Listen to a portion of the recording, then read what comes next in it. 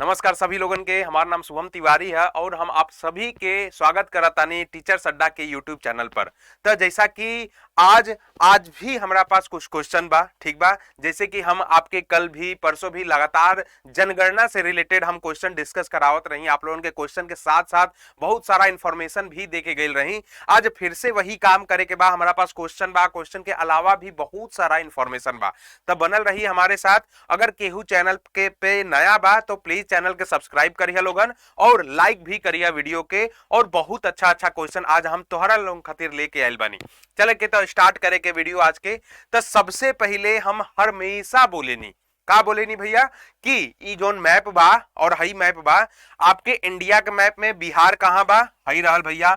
और हई बिहार के मैप में एक गो जिला रटल रहे के चाहिए, दिमाग में घुसल रहे के चाहिए। ठीक बा, इतना बात क्लियर बा। चली तो इतना बात से पहला क्वेश्चन हमारा आवा था कि what is the strength of the Bihar legislative council. आपके हिंदी में अगर पढ़े के बाद तो बिहार विधानसभा, बिहार विधान परिषद की संख्या कितनी है। What is the number of, what is the strength of Bihar legislative council. आपके ऑप्शन बा 96, 86, 75, 65 और नोटा, नन ऑफ द अबव। तो आप आराम से बता सके नहीं, कमेंट करके बता सके नहीं कि कितना बाटे। ठीक बा। तो देखिए सबसे पहले इनमें ध्यान रखे वाला बात ई बा कि हई जो 96 बा ना, पहले कितना रहे 96 रहे जब बिहार और झारखंड विभाजित ना भइल रहे। तब जब एक रहे बिहार और झारखंड, तब हमार ई जो संख्या रहे लेजिस्लेटिव काउंसिल के, जो विधान परिषद के संख्या रहे वो 96 गो रहे। लेकिन ई आज के डेट में क्वेश्चन पूछ रहल बा हमनी से कि बिहार विधान परिषद की संख्या कितनी है। तो हमार जो करेक्ट ऑप्शन बन जाला वो सी पार्ट बन जाला, जो कि 75 होला। ई ध्यान रखब जा, ई क्वेश्चन पूछ सकेला आपसे कि 2000 से पहले जब बिहार झारखंड एक रहे तब कितना नंबर रहे, तब आपके 96 गो रहे।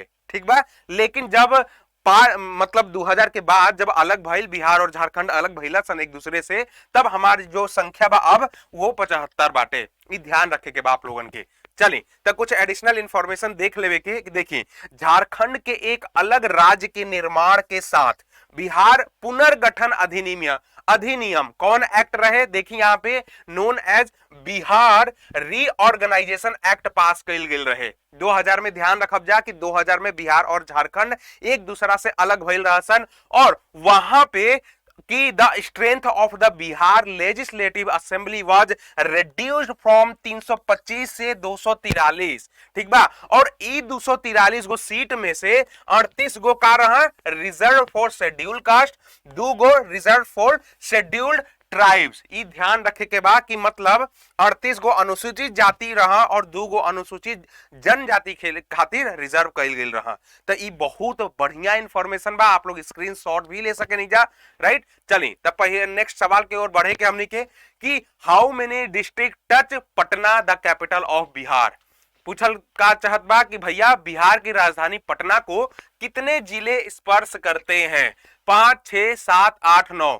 ध्यान रखब जा, यही से हम बार बार कहता नहीं आप लोगन के कि जो बिहार के मैप बा ना वो एकदम धंसल रहे के चाहिए दिमाग के अंदर। ठीक बा। तो आपके केहू ऑप्शन बताओ था 5, 6। तो जो एकर करेक्ट ऑप्शन बा ना, एकर करेक्ट ऑप्शन 9 बा भैया। ई देख ला जा 9 गो बा। अब देखा दिखाइयो देता नहीं हम तो लोगन के कि हई का है बिहार के पूरा एगो एचडी मैप है। ठीक बा, सब कुछ दिखा था तो लोगन के। एमे पटना कहां बा, सबसे पहले तो ई बतावा पटना कहां बा भैया। हई है पटना। पटना से सब सटल बा। पूछा था कितना जिला सटल बा ना, को नंबर बतावे के रहे आपके। ठीक बा। तो देखी जा यहाँ पे समस्तीपुर बा, यहाँ पर वैशाली बा, सारण बा, भोजपुर बा, नालंदा बा। ठीक बा। हाई वाला एरिया बा, शेखपुरा बा, बेगूसराय बा, लखीसराय बा। तो टोटल आपके 9 गो जिला बाटे। ये याद रखब जा, आपके हम नाम भी एकदम स्पेसिफिक कर देता नहीं, बता देता नहीं कि पटना जिले, पटना संभाग और बिहार राज्य का सबसे बड़ा शहर और मुख्यालय है। ठीक बा। दूसरी ओर कि 9 जिला बिहार की राजधानी पटना को छूते हैं। 9 गो जिला कौन कौन, तो देखिए यहाँ पे नाम भी पूरा स्पेसिफिक बा। ठीक बा। कौन, अरवल, जहानाबाद, नालंदा, लखीसराय, बेगूसराय, समस्तीपुर, वैशाली, सारण और भोजपुर। इ 9 गो जौन जिला बाला जा वो बिहार के पटना के टच करेला। ठीक बा। इ बहुत अच्छा क्वेश्चन है, बीपीएससी में पूछल जा चुकल बा, ध्यान रखब जा। चली तो नेक्स्ट जॉन क्वेश्चन बाकी उड़ीसा को बिहार से अलग किया गया था, ये आपके ध्यान से बनावे के बाद बताई जा, ऑप्शन जल्दी से दी जा कि कब अलग किया गया था, 1911 में, 1936 में, 1937 में, 47 में या 51 में। जल्दी से आप लोग बताई जा भैया, जल्दी से भैया बताइया जा। अब इहो बताइया जा एक साथ साथ कि बिहार दिवस कब हमनी के मनावे नहीं जा, ठीक बा। चली त देख लेवे के एकर आंसर का बा, है ना। आंसर जो बा ई बी पार्ट बा, बी कहा भैया 1936, ठीक बा। 1936 बा उ करेक्ट ऑप्शन बा कि उड़ीसा को बिहार से अलग किया गया था। अब ध्यान रखब जा, यहाँ पे एगो हम मैप दिखावत नहीं तो लोगन के, एगो बढ़िया सा मैप बा। अब यहाँ पे अगर देखब जा बिहार के 22 मार्च 1912 इसी डेट के बिहार दिवस भी मनावल जाला, ध्यान रखिए लोगन, बिहार दिवस इसी डे के मनावल जाला, ध्यान रखिए। और यहाँ जो रहे ये पहले पूरा पार्ट है जोन रहे ना बिहार के रहे, ठीक बा। 22 मार्च के बिहार और बंगाल अलग अलग भइल रहे, लेकिन उस टाइम पे बिहार झारखंड उड़ीसा एक साथे रहे। ध्यान रखिए लोगन कि जो 22 मार्च डेट बा वो समय बिहार और बंगाल अलग अलग भइल रहे और इसी 22 मार्च के बिहार दिवस मनावल जाला। लेकिन जो बिहार और झारखंड और उड़ीसा बा उ का रहे एक साथ ओघरी रहे। 2000 में झारखंड अलग भइल रहे बिहार से, और 1936 1 अप्रैल 1936 में आप लोग देखब जब तब मैप में देख लीजिए 1 अप्रैल 1936 में बिहार और उड़ीसा अलग भइल रहसन, ठीक बा। ये बहुत बढ़िया इंफॉर्मेशन है, आप लोग स्क्रीनशॉट ले लीजा, हम हट चुकल बानी, ठीक बा, ध्यान रखब जा। चली अब निम्नलिखित में से बिहार का कौन सा जिला पश्चिम बंगाल की सीमा को छूता है। बहुत लाजवाब क्वेश्चन है, बहुत बवाल क्वेश्चन है, ठीक बा। Which of the following districts of Bihar touches the border of West Bengal. ध्यान से ऑप्शन भी पढ़ब जा, आपके ऑप्शन है किशनगंज, पूर्णिया, कटिहार, बांका या उपरोक्त में से एक से अधिक, ठीक बा। तब बिहार के जब मैप देखब जा तब बिहार के मैप में किशनगंज छुएला, पूर्णिया भी छुएला, कटिहार भी छुएला। तो एक करेक्ट ऑप्शन का हो जी हमारे दोस्त, उपरोक्त में से सभी, मतलब more than one of the above, right. चलिए हाई देख लीजिए कि हेनिया ई बी पार्ट बा, बी जॉन बाटे, है ना, एक आंसर गलत बा, हाई वाला आंसर ई सही है, ठीक बा। हाई देखी जा, हाई बिहार के पूरा मैप हो गई और हेन्ने कहा वेस्ट बंगाल हो गई, पश्चिम बंगाल हो गई, ठीक बा।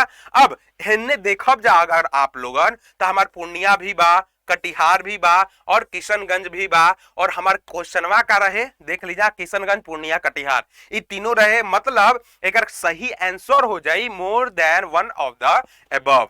बहुत बढ़िया क्वेश्चन रहे, बीपीएससी में आ चुकल बा ये क्वेश्चन, ध्यान रखब जा, ध्यान से पढ़ ली जा, स्क्रीनशॉट ले ली जा, जैसे भी आपके दिमाग में घुसे के चाहिए, ध्यान रखब जा।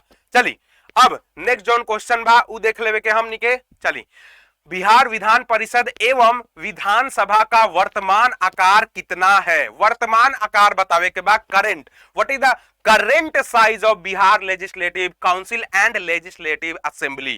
करेंट बतावे के बाद ध्यान से करब जा, 96 324 ऑप्शन बा, 75 243 ऑप्शन बा, 84 268, 96 243 या नन ऑफ द अबव। ध्यान से भैया, ध्यान से बताई जा, जल्दी से बताई जा हमारे दोस्त लोगन। चली तो एक करेक्ट ऑप्शन भी देख लेवे के, एक जो करेक्ट ऑप्शन बा वो आ चुकल बा स्क्रीन पर, बी पार्ट 75 243। फिर से वही बात बताई आप लोगन के कि 2000 में जब बिहार और झारखंड अलग भइल रहसन, उससे पहले 2000 के अगर पहले जाइब तो कितना रहे size of Bihar legislative assembly और लेजिस्लेटिव काउंसिल के। तो अगर लेजिस्लेटिव काउंसिल के हम बात करी तो वो 96 गो रहे, लेकिन लेजिस्लेटिव असेंबली के हम बात करी तो 324 गो रहे, ठीक बा। ये बात ध्यान रखब, एकदम दिमाग में घुसा ले कि हमार जब 2000 से पहले पार्टीशन ना भइल रहे, विभाजन ना भइल रहे, तब के बात होता, ठीक है, तब के बात होता। लेकिन 2000 के बाद ये घट के अभी जो पहला क्वेश्चन है हमार उमें बतैले रही आप लोगन के, ठीक बा।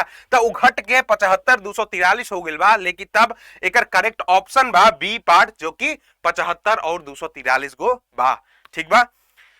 क्लियर बा सभी लोगन के, मजा आ गई एकदम तरतरा के। चली जा नेक्स्ट क्वेश्चन देखी, निम्नलिखित में से किसने बिहार के बोध गया में पहला महाबोधि मंदिर बनवाया था?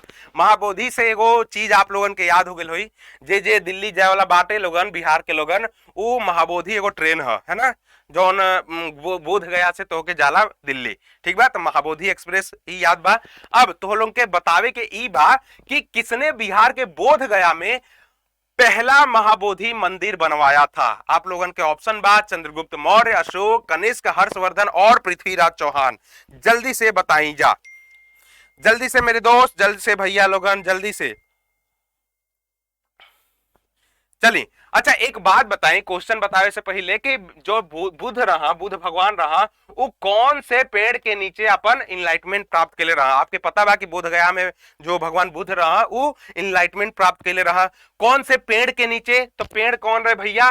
पीपल के पेड़ रहे, ठीक बा। लेकिन कौन से नदी उजा रहे? नदी के नाम रहे भैया निरंजना, ध्यान रखब जा, ठीक है। निरंजना हिंदी में लिख देता नहीं, मजा जी, निरंजना, ठीक है। अब इहे नदिया जौन बाटे वो आज के डेट में बिहार में फाल्गु नाम से जानल जाले, ठीक है, फाल्गु नाम से। ध्यान रखब जा, वाला नदी के बहुत इंपॉर्टेंट है, सवालों आ सकेला। क्लियर? चलिए, तो निम्नलिखित में से किसने बिहार के बोध गया में पहला महाबोधि मंदिर बनवाया था? आपके आंसर चेक कर लेवे के, बी पार्ट अशोक। बहुत अच्छा क्वेश्चन रहे, तनिसा जानकारी ले लेवे के देख लीजिए कि महाबोधि मंदिर का निर्माण सम्राट अशोक ने लगभग 260 ईसा पूर्व में करवाया था। पहला इंपॉर्टेंट बात, यह बिहार के बोध गया में स्थित एक बौद्ध मंदिर है, बोध गया में है। क्लियर? दूसरा इंपॉर्टेंट बात, और यह मंदिर यूनेस्को की विश्व धरोहर स्थल में शामिल है। बहुत बढ़िया बात बोलल गई बा यहाँ पे कि it is a Buddhist temple in Bodh Gaya Bihar and UNESCO world heritage site, world heritage site में भी ये शामिल बा। हमार भैया लोगन याद रखिए जा, बहुत इंपॉर्टेंट बात है। और महाबोधि मंदिर परिसर भगवान बुद्ध के जीवन से संबंधित 4 पवित्र स्थलों में से एक है। 4 गो पवित्र स्थल है जिनमें कि महाबोधि जो महाबोधि के मंदिर बा है ना, उनमें से एगो मानल जाला, ठीक बा। तो आज के इहे सारा क्वेश्चन रहे, हमके ई विश्वास बा कि आप लोगों के आज के वीडियो जोन बा बहुत पसंद आइल होई। प्लीज हमार भैया लोगन वीडियो को जरूर लाइक करिए जा, जे तैयारी करता ओकरा तक वीडियो पहुंचाइए जा, है ना। नया चैनल पर बाला जा तो सब्सक्राइब करिए जा, लाइक करिए जा और शेयर भी करिए जा। फिर से हम तो लोगों के सामने कल फिर आई ये टाइम पर फिर से कुछ क्वेश्चन लेके, कुछ एडिशनल इंफॉर्मेशन लेके भरमार हो जी एकदम, ठीक है, तड़तड़ा के गड़गड़ा के पढ़े के बाद एकदम चली जा। तो धन्यवाद, बहुत बहुत धन्यवाद। चलिए कल मिले के।